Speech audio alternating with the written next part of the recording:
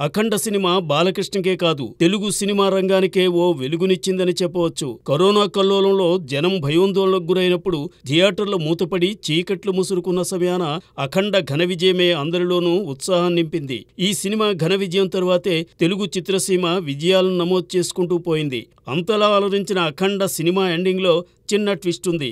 అదే అఖండ సినిమాకు సీక్వెల్ ఉంటుందని చాటింది. దానిని తరువాత డైరెక్టర్ బోయపాటి కూడా అంగీకరించారు.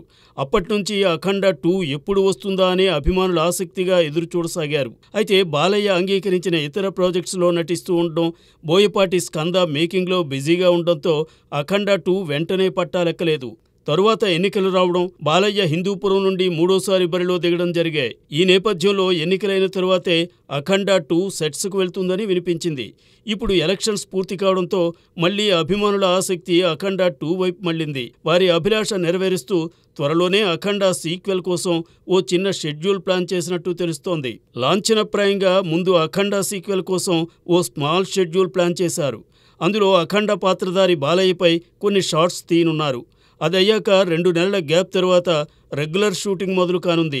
అఖండ కథకు అనువుగా అరకు, కొచ్చి ప్రాంతాల్లో కొన్ని ప్రత్యేకమైన ప్రదేశాలను షూటింగ్కు తగ్గట్టుగా మలచనున్నారు. ప్రస్తుతం స్క్రిప్టు దశలో ఉన్న అఖండ సీక్వెల్లో మరోమారు శైవం ప్రధానాంశం కానుంది. హిందుత్వను చాటుతూ దక్షిణ భారతదేశంలోని శైవ క్షేత్రాల ప్రాముఖ్యాన్ని ఇందులో చొప్పించినట్టు సమాచారం.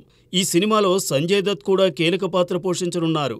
అలాగే అఖండ మొదటి భాగంలో కనిపించిన కొన్ని పాత్రలు ఇందులో కనిపిస్తాయి. ముఖ్యంగా అఖండ సమయంలో చిన్న పాపకు మాట ఇచ్చినట్టుగా ఆ పాప కోరుకున్న సమయంలో అఖండ తిరిగి వస్తాడు. ఆమెకు అండగా నిలుస్తాడు. అసలు ఆ అమ్మాయికి కలిగిన ఆపదేంటి, ఈసారి ఏ తీరున ఆమెను అఖండ రక్షించాడు అన్నదే ఈ సీక్వెల్లోని ప్రధానాంశమని తెలుస్తోంది. అఖండతో అదరహో అనే విజయాన్ని అందుకున్న బాలకృష్ణ, బోయపాటి కాంబినేషన్ ఈ సీక్వెల్తో ఏ స్థాయి సక్సెస్ సాధిస్తుందో చూడాలి.